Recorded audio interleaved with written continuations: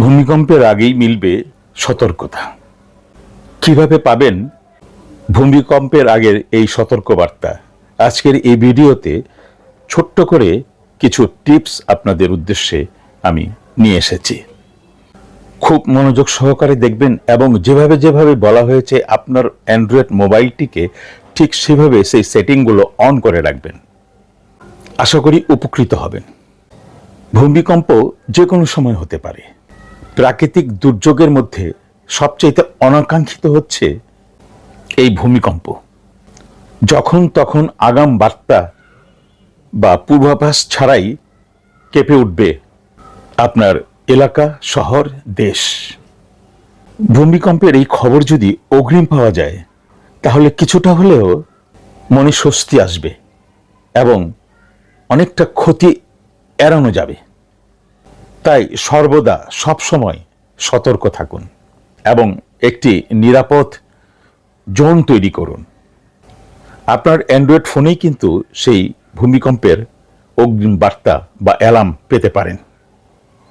আসুন আপনাদের সেই বিষয়টাই দেখিয়ে দিচ্ছি।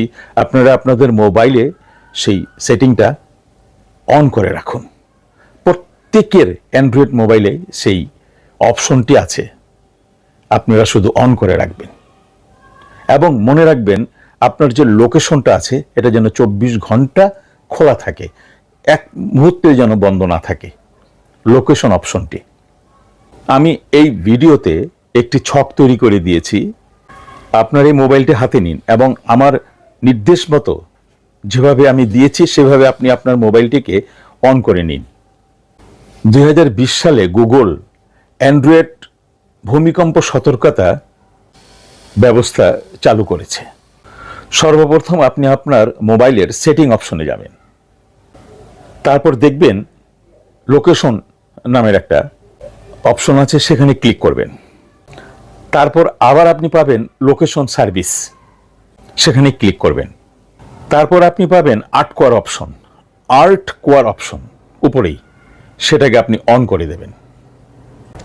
মনে রাখবেন আপনার মোবাইলের ডাটা অথবা ওয়াইফাই কানেকশন যেন চালু থাকে এবং লোকেশন অপশনটা 24 ঘন্টা যেন খোলা থাকে।